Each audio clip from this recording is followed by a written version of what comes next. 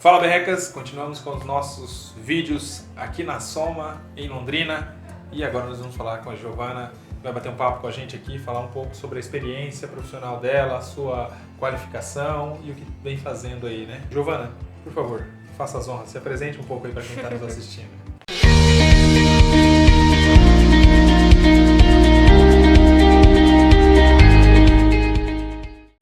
Prazer, pessoal do Berrecas, meu nome é Giovana, eu atendo aqui em Londrina, eu já fiz várias coisas, trabalhei como estagiária no TJ há 1 ano, em perícia, eu sempre me interessei por neuro, então eu sempre fiz cursos, atualizações sobre neurociências durante minha graduação. Quando eu saí, eu falei, bom, então agora eu preciso fazer algo que outras pessoas não estão fazendo, né? Porque, como vocês imaginam, tem muitos psicólogos em Londrina, então eu quis fazer algo um pouco diferente, uma especialização que fosse diferente, né? Inovar. Eu achei que seria mais fácil para eu conseguir um caminho meu se eu fosse por um lado que não estava indo todo mundo. Então eu fui fazer essa especialização em fisiologia, me formo daqui a pouco, provavelmente em março, e estou estudando estresse crônico e falsas memórias. Bacana. Super Um fácil. tema super... Super suave. Então, pra gente entrar no tema da nossa entrevista, como que o nosso sistema nervoso identifica as memórias que devem ou não ser armazenadas? Essa é uma pergunta muito interessante, né? Muitas pessoas começam a perceber, né, a memória, ou começam a prestar atenção nela quando ela começa a faltar, né? Quando ela falha. Então, como que o nosso sistema nervoso vai identificar que ele vai ter que registrar alguma coisa? Existe como se fosse um termômetro, né, no nosso sistema nervoso. Então a gente tem temperaturas ideais do corpo humano, não tem? Né? Um estado febril ou uma hipotermia. No nosso sistema nervoso, a gente tem o cortisol, que é um hormônio que ele percebe, ó, tá alto demais, aí fica tóxico, o registro de memórias fica dificultado. Quando tá baixo demais, ele também não registra. Então, é a partir dessa emoção, porque diferente de sentimentos, as emoções são essas alterações fisiológicas que a gente tem, de temperatura, de batimento cardíaco, sudorese, aquilo que a gente mede quando a gente coloca alguém no detector de mentiras. É a partir desses sinais que o nosso sistema nervoso fala, ó, isso aí eu tenho que registrar. Aí ele registra por um curto, médio ou longo período de tempo. Já que você tocou no assunto, para você explicar pra gente a diferença entre emoção e sentimento. Sim. Super legal essa pergunta também. Muitas pessoas acreditam que emoções são sentimentos, né? E as emoções é aquilo que a gente vai identificar na fisiologia da pessoa, né? Então, são batimentos cardíacos que se alteram. Então, nossa, quando a gente tá muito ansioso, que a gente sente o coração bater, assim, que nem eu tô sentindo agora, por exemplo. Ou quando a gente vai fazer uma prova, que a gente tem aquela reação de dor de barriga, frio na barriga. Ou até aquelas reações que a gente não consegue medir, que são essas que a gente acaba medindo em detectores de mentira, por exemplo. Que você coloca sensores na pessoa, né? E aí você percebe aquelas diferenças no seu organismo que você não perceberia em estados normais, assim. Então, o sentimento, ele geralmente está acompanhado de uma emoção. Então, você se sente ansioso e você tem essa emoção que eu falei, né? O batimento cardíaco, né? Uma dor na barriga. Então, ele pode estar junto. Mas a emoção não necessita de um sentimento propriamente dito. Por exemplo, eu falei que a nossa memória está associada às nossas emoções. Você nem sempre ficou, nossa, super emocionado eu estava naquele momento que eu me lembro. Não, mas o seu organismo percebeu. Ah, mudou, ele está prestando muita atenção nisso, tem que gravar. Ou essa emoção foi significativa a ponto da gente ter que lembrar. Então é mais ou menos assim que eu brinco, que existe um termômetro interno, né? Que eu acho que fica muito mais fácil da gente entender, né? Bom, vamos lá, a gente falou de memórias, sentimentos, emoções e veio aí a tal da memória, esse ícone, né? Que aí ela traz desejada, né? Isso, vários enlaces e algumas abordagens lidam com ela de uma forma, a nossa abordagem lida de outra. E ok? Tranquilo? E aí, a memória é confiável? Então, depende do que você considera confiável. Porque, como eu disse, ela está muito relacionada com a nossa emoção. Então, ela registra realmente algumas coisas. Mas isso não significa que ela é um registro assim como a gente está fazendo agora, né? Que ele é fidedigno, que vai ser realmente aquilo lá que aconteceu, daquele jeitinho. Então, as pessoas geralmente se remetem à memória com muita confiança, muita propriedade. Eu me lembro que isso aconteceu. E se você for pensar na sua infância, ou for conversar disso com a sua família, muito provavelmente você vai ver que fatos que você lembra aconteceram de uma outra forma para as outras pessoas. Ah, mas não, na verdade aconteceu assim. Aí a pessoa te conta e fica, nossa, mas eu não lembro assim. Então, porque a memória, assim como o nosso comportamento, ele é modelável, né? Então, assim, o registro que a gente tem das nossas memórias, ele estava muito baseado nas suas emoções. E eles são relacionados com outros eventos. Então, às vezes, essa memória vai ter mutações, a gente vai perder alguns dados, e então ela não vai descrever a realidade assim como ela aconteceu. Não é como assistir um filme ou rever um vídeo quando a gente tem uma lembrança. Bacana. Ler um livro também é um exemplo, né? Isso. Retomar ali uma leitura de um livro. Ah, eu lembro o que aconteceu naquele capítulo tal. Isso, e até quando você retoma, você fala assim, nossa, não lembro que tinha isso, né? Nossa, e aí você fala, nossa, mas nem lembrava dessa passagem aqui e tal. Eu lembro de ter lido faz pouco tempo, mas mesmo assim eu não lembrava dessa passagem. Eu lembrava que era diferente, Isso. né? Tem isso também. Sim, mas bacana. Esse assunto sobre memória, eu acho que dá pra passar o resto do dia aqui conversando sobre memória. Sim, né? E é o que torna cada um único, né? Sim, é a partir do seu registro da sua vida, né? Que você se constrói, né? A referência que você tem sobre você é a memória. Então, Giovana, o que propicia a formação das falsas memórias? Então, na verdade, elas vão ocorrer de forma natural na nossa vida. Como eu disse antes, ela não é fidedigna, né? Sobre o que aconteceu. Mas algumas coisas aumentam a probabilidade dela ser formada erroneamente. Então, vamos supor que aconteceu um trauma. A pessoa sofreu um acidente de carro. Como eu disse, aquele termômetro, né, ele já está alterado. Então, isso já propicia que essa memória desse episódio seja um pouco deturpada, né, que ela fique dificultada mesmo. E se a gente começar a introduzir informações a esse cenário, essa memória pode muito facilmente ser corrompida. Então, por exemplo, chegou um policial e te perguntou, mas você viu a placa? Ele introduziu uma informação que você não descreveria naturalmente. Ao invés dele te perguntar, vamos supor, olha, como aconteceu o acidente? Se ele te pergunta, mas você viu a placa? A sua probabilidade de lembrar de uma placa aumenta muito. Então, assim, esses tipos de erros acabam sendo muito comuns quando a gente junta fatos reais, né, com informações, né? A gente dá informações para essa pessoa. E aí acontece esse fenômeno de falsas memórias. Tem também um negócio que eu gostaria de mostrar para vocês, que eu acho que ia ficar até legal de pôr na tela depois do vídeo para as outras pessoas. Tem no meu slide. É um fenômeno, chama priming. É uma forma de memória, como ela se forma, né? E quando você dá dicas, né, dessa memória, ela começa a aparecer. Como se você induzisse a memória. Isso. E aí eu tenho aqui no slide, deixa eu ver se eu consigo abrir a apresentação para vocês. Então, assim, tem essa lista de palavras. Daí eu posso dar para um de vocês. Tem alguém? Pode. Puxa pra ele. Daí geralmente é assim.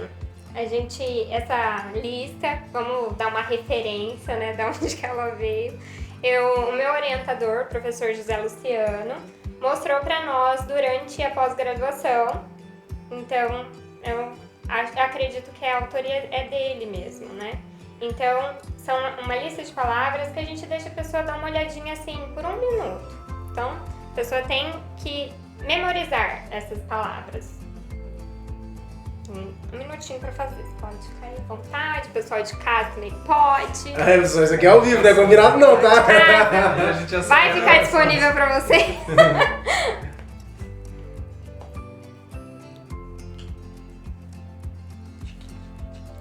tique, Acelera, tique, né, tique. depois. Ó, deu meio minuto. Isso posso passar pra Pode você ver? passar, pode passar.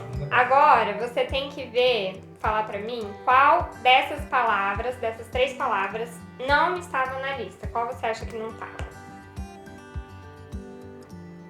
Qual que eu acho que não tava? É. Eu não lembro, pra falar bem a verdade, acho que nenhuma delas. De nenhuma delas? Tá. Geralmente, né, as pessoas respondem a essa lista que não viram carro. Porém, doce também não estava, mas ela é remetida por essas outras. Então, isso é uma falsa memória também. Em nenhum momento estava escrito doce.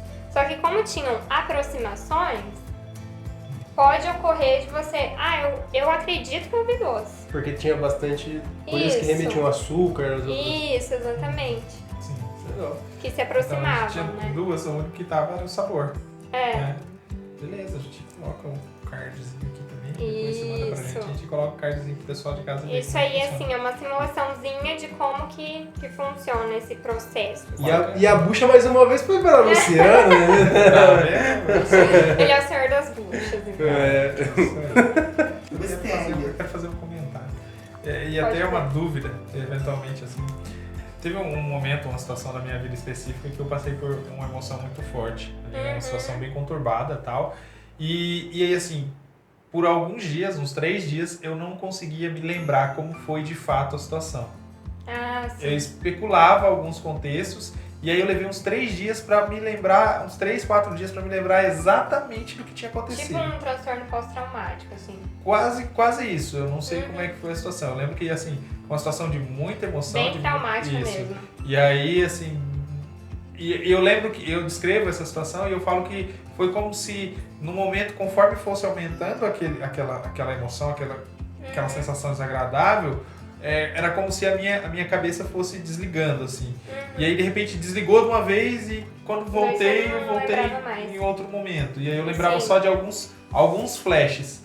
E aí depois, 3, 4 Daí dias depois, foi voltando. Isso. que Então, é isso, é assim? mais ou menos, isso tem relação com aquela coisa do termômetro que a gente estava falando, né? Então, assim, o cortisol estava tão alto, muito provavelmente, que era muito difícil de consolidar aquelas memórias, né? Então, acontece também de que em situações de cirurgia, quando a pessoa toma uma anestesia geral, pode... né, tem suas consequências também para a memória, inclusive a longo prazo, né, quando a gente está falando de idosos ou crianças. E acontece também quando a gente passa por um trauma, né? Então, ou antes, a memória de antes do trauma, ou a memória de depois do trauma pode ficar um pouco afetada mesmo. Em alguns momentos ela pode até voltar, e para algumas pessoas ela realmente não volta, né? Ou de antes do ocorrido ou de depois. Então, são as que geralmente dão um probleminha mesmo quando a gente passa por esses episódios traumáticos. Giovana, e aí, assim, a gente na prática ali tá fazendo uma entrevista ou tá fazendo uma avaliação, alguma coisa nesse sentido, como que a gente faz para driblar essa formação de falsas memórias? Como é que a gente maneja isso, isso prático? Então, eu acho que é importante primeiro a gente entender que a gente não tem essa função de detetives, né? Então, como psicólogos. Então, a gente não tem que desvendar. Nossa, agora eu tenho que descobrir todas as falsas memórias dos meus clientes. Não, elas vão existir, né? Vão continuar existindo, isso não é um problema. É um problema que nem você mesmo disse, nesse contexto avaliativo. Então, quando a gente está fazendo uma perícia, né? Situações assim, fica muito delicado que a gente esteja lidando apenas com falsas memórias e que a gente esteja até produzindo-as. Validando elas eventualmente, né? Sim. Então, quando as pessoas geralmente estão em um processo, né, que são situações que a gente tem que fazer avaliação, elas já passaram por outras entrevistas que podem ter colaborado para esse processo de falsas memórias. Então, o nosso papel aí é a gente saber conduzir essa entrevista sem incluir informações novas. Então, assim, deixar o entrevistado, existem algumas pesquisas já realizadas, inclusive, dentro do mestrado da UEL, a respeito disso, né, como a gente pode conduzir essas entrevistas. E, geralmente, a gente tem que deixar a pessoa falar sobre o fato sem interromper. Então, você permite que ela conte tudo, do começo ao fim, sem fazer nenhuma interrupção. E ao final você faz perguntas sem incluir fatos. Então assim, nossa, e como foi pra você passar por isso? A pessoa pode te contar uma pergunta super aberta, você não incluiu nada, você não falou que ela foi agredida, que ela foi, sabe? Não colocou a placa lá, né? Informações novas. Você apenas esclareceu alguma coisa que você não entendeu. Você pode sugestionar nada pra ela. Isso, exatamente. É esse termo mesmo. Quando a gente sugestiona, a gente pode estar colaborando com essa falsa memória, né? Então é muito importante a gente permitir que a pessoa fale daquilo sem estar interrompendo todas as vezes, né? Seria muito interessante que todo mundo que faz esse tipo de entrevista tivesse essa formação, né? Esse conhecimento para a gente minimizar, né, as consequências disso. E conduzir todas as entrevistas assim, né? Então, com uma pessoa que passou pelo trauma, com os outros, né, familiares, enfim, dessa maneira para a gente conseguir ter a maior clareza sobre o que aconteceu. Serviria até para uma triagem organizacional também, né? Isso, e acredito também para eventos traumáticos, sabe? Então, situações que a pessoa passou de abuso, que ela vai te contar, ou situações de muito estresse, como você falou antes. Passei uma situação de muito estresse que eu fiquei alguns dias sem lembrar. Então, para essas situações, você consegue me contar tudo o que aconteceu do começo ao fim? E aí isso não interrompe nada, a pessoa vai fazer pausas.